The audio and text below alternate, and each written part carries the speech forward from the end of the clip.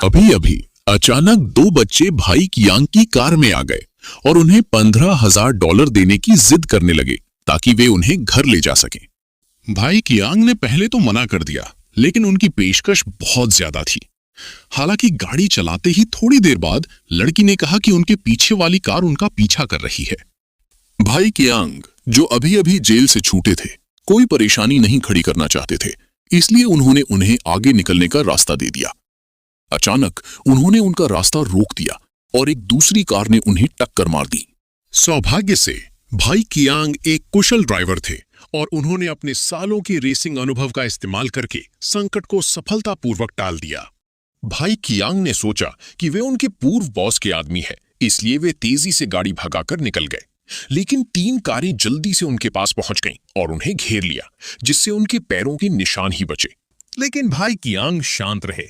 अचानक उन्होंने gas pedal दबाया, अपने आगे वाली कार को टक्कर मारी और फिर स्टाइल से भाग निकले।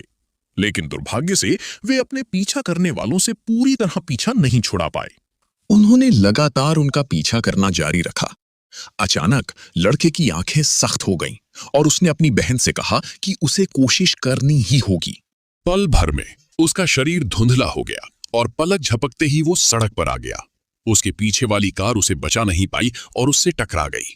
अविश्वसनीय रूप से कार चकनाचूर हो गई, लेकिन लड़का पूरी तरह से सुरक्षित था। इस समय लड़की ने अपना हाथ बढ़ाया और ब्रेक लगाकर गाड़ी रोक दी। फिर उसने गियर और एक्सेलरेटर को नियंत्रित किया, जिससे कार अपने आप पीछे की ओर चलने लगी। कियांग ये पूरी तरह से हैरान थे, जबकि दूसरी कार में बैठे लोग गर्म तवे पर चींटियों की तरह थे। उन्हें लगा कि उन्हें टक्कर लग जाएगी, लेकिन कार ठीक समय पर रुक गई। लेकिन कियांग को दोनों बच्चों में कुछ भी असामान्य नहीं लगा। उनका पीछा करने वाले लोग वास्तव में राष्ट्रीय रक्षा मंत्रालय के थे। वे दोनों बच्चों को प्रयोगों के लिए पकड़ना चाहते थे, लेकिन कियांग के अंगरक्षक होने के कारण उनके सफल होने की कोई संभावना नहीं थी। कियांग दोनों को एक सुनसान घर में ले गए। उन्होंने कुछ ऐसा किया जो कियांग को समझ नहीं आया। उन्होंने एक चमकता हुआ उपकरण शराब की अलमारी पर रख दिया और अलमारी धीरे धीरे हिलने लगी, जिससे उसके पीछे एक छिपा हुआ स्थान दिखाई दिया। अंदर प्रवेश करते ही कियांग दंग रह गए। अंदर एक घना जंगल था, लेकिन उसमें ऐसे पौधे थे जो पृथ्वी पर पहले कभी नहीं देखे गए थे। वे एक विशाल गोले के पास पहुंचे। लड़की ने अपना हार उतारकर उस पर रख दिया, फिर अंदर हाथ डालकर एक अजीब उपकरण निकाला। अचानक पीछे से एक अजीब सी आवाज आई। तीनों तुरंत जंगल में छिप गए। कियांग ने मौका पाकर छुपकर हमला कर दिया, लेकिन हमलावर ने अभेद्य कवच पहन रखा था और वो बेहद ताकतवर था। कवचधारी व्यक्ति ने अपनी भुजाओं से हथियार निकालकर 2 विशाल ज्वालाएं छोड़ी। ज्वालाएं तेजी से गोलों के बीच फैल गईं और देखते ही देखते पूरा जंगल आग की लपटों में घिर गया। जैसे ही वे जान बचाने के लिए भागने लगे, कवचधारी व्यक्ति ने अचानक उन पर हमला कर दिया और लड़की के हाथ से उपकरण छीनने की कोशिश की, लेकिन लड़की ने आसानी से उसे वापस ले लिया। कियांग जब उससे लड़ रहा था, लड़की ने फिर से अपनी महाशक्तियों का इस्तेमाल किया। हार मानने को तैयार ना होकर कवचधारी व्यक्ति ने अपने हाथ से आयन तोप दागी। हालांकि लड़का समय रहते दरवाजा बंद करने में कामयाब हो गया, फिर भी वो बेहोश हो गया। कियांग ने जल्दी से लड़के को उठाया और झोपड़ी से भाग निकला। फिर वो अपनी खस्ता हाल टैक्सी में बैठा और उन्हें तेजी से वहां से ले गया। ये अनुभव बेहद भयावह था और कियांग सचमुच इसका जवाब जानना चाहता था।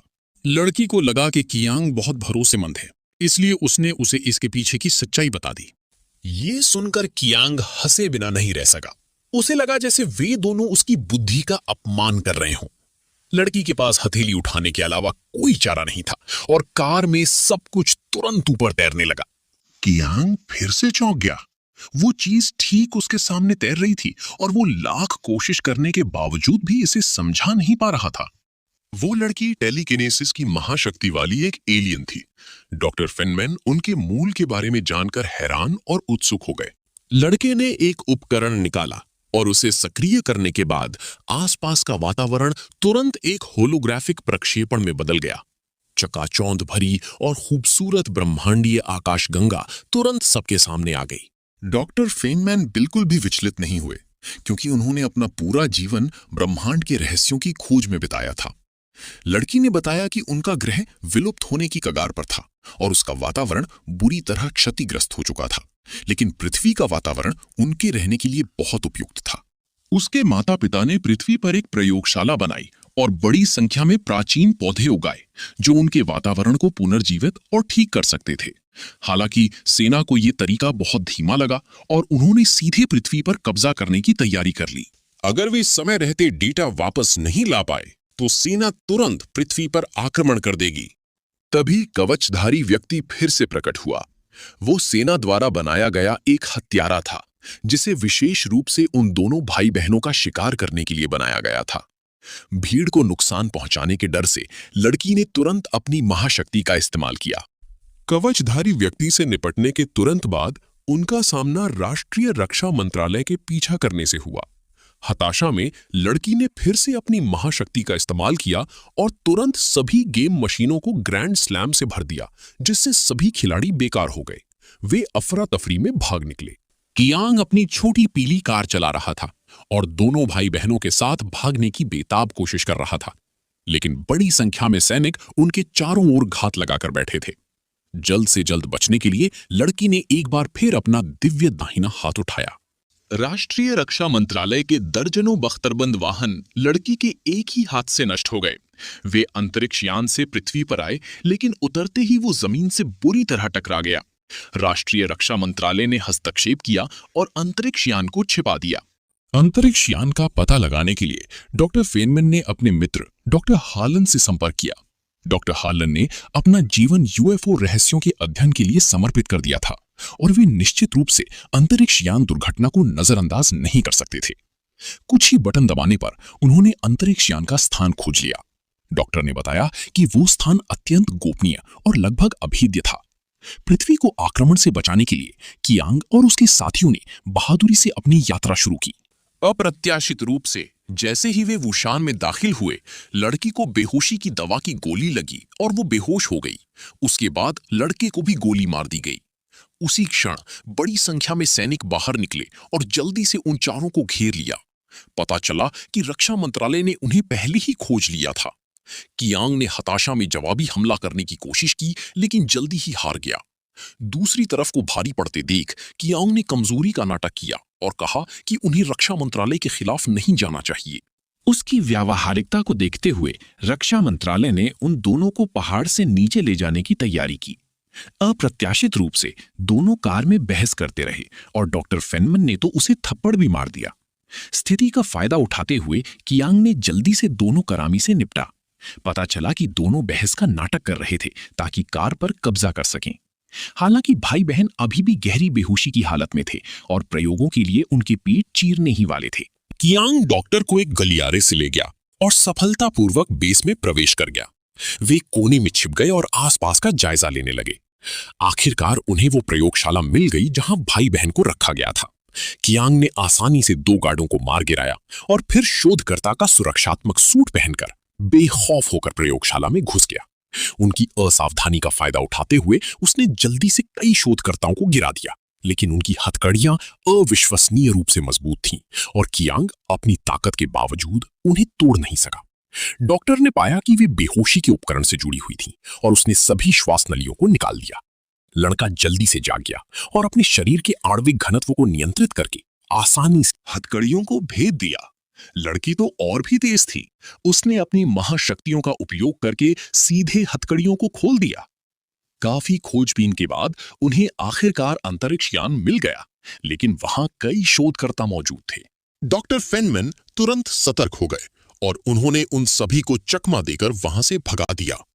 फिर लड़के ने उपकरण का उपयोग करके अंतरिक्ष यान को सक्रिय किया और हैच तुरंत खुल गया। जैसे ही वे अंतरिक्ष यान में प्रवेश करने वाले थे, बोफांग विभाग के कर्मी फिर से प्रकट हो गए और उन्हें भारी संख्या में सैनिकों से घेर लिया।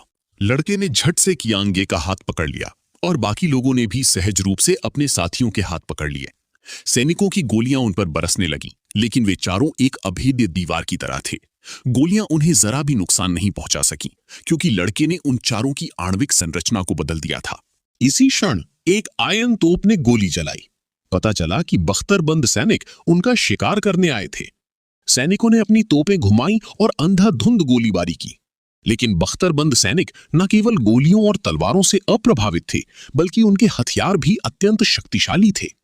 इस समय तक लड़के और बाकी लोगों ने अंतरिक्ष यान को सक्रिय कर दिया था और सीधे बख्तरबंद सैनिकों को दूर धकेल दिया था। हालांकि सुरंग में उन्हें कई घात लगाकर किए गए हमलों और अवरोधों का सामना करना पड़ा। सौभाग्य से वे अंततः वूशान से बच निकले। अंतरिक्ष यान अचानक बुरी तरह हिल गया। एयरलॉक जाम हो गया था। कियांग गे ने इसे ठीक करने की पेशकश की, लेकिन अचानक एक हाथ ने उसे दूर फेंक दिया। हैरानी की बात यह थी कि कवचधारी व्यक्ति मरा नहीं, बल्कि वो एयरलॉक के रास्ते अंतरिक्ष यान में चढ़ गया और बेचारे कियांग गे को बुरी तरह पिटते हुए छोड़ दिया। कियांग गे ने पूरी ताकत से पलटवार किया और कवचधारी व्यक्ति का हेलमेट उतारने में कामयाब रहा। कवचधारी व्यक्ति ने अंततः अपना असली रूप दिखाया, एक भयानक राक्षस का चेहरा। लड़का दीवार तोड़कर मदद करने आया। कवचधारी व्यक्ति ने तुरंत उसे एक घूंसा मारा, लेकिन लड़के पर कोई असर नहीं हुआ। लड़के के क्षणिक ध्यान भटकने का फायदा उठाते हुए कियांग गे ने जोरदार हमला किया। राक्षस ने आसानी से उसका घूंसा पकड़ लिया और उसे दूर फेंक दिया। फिर अंतरिक्ष यान बुरी तरह हिल गया। कियांग गे गलती से एयरलॉक में गिर गया। कवचधारी व्यक्ति ने झट से कियांग गे की गर्दन पकड़ ली और उसे हवा में लटका दिया। लड़के ने हेलमेट उठाया और कियांग गे के सिर पर दे मारा। कवचधारी व्यक्ति ने एक और मुक्का मारा, लेकिन वो सीधा आर पार हो गया। कियांग गे ने मौका पाकर अपना सिर खींच लिया, जिससे कवचधारी व्यक्ति का संतुलन बिगड़ गया और वो एयरलॉक में गिर गया। हालांकि उसने कियांग गे का हाथ पकड़ लिया। कियांग गे ने उसके सिर पर जोरदार मुक्का मारा और कवचधारी व्यक्ति एयरलॉक में गिर गया। अंततः उसकी मृत्यु हो गई। संकट आखिरकार टल गया। उन्हें अलविदा कहने के बाद दोनों भाई बहन अपने ग्रह पर लौटने के लिए अंतरिक्ष यान में सवार हो गए। अंतरिक्ष यान के उड़ान भरने का दृश्य अद्भुत था। शायद वे अपने जीवन में ऐसा दृश्य केवल एक बार ही देख पाते। दोनों बेहद उत्साहित थे। हालांकि उनका साथ बहुत कम समय का था, लेकिन उन्हें विश्वास था कि भविष्य में उन्हें फिर से मिलने का अवसर अवश्य मिलेगा।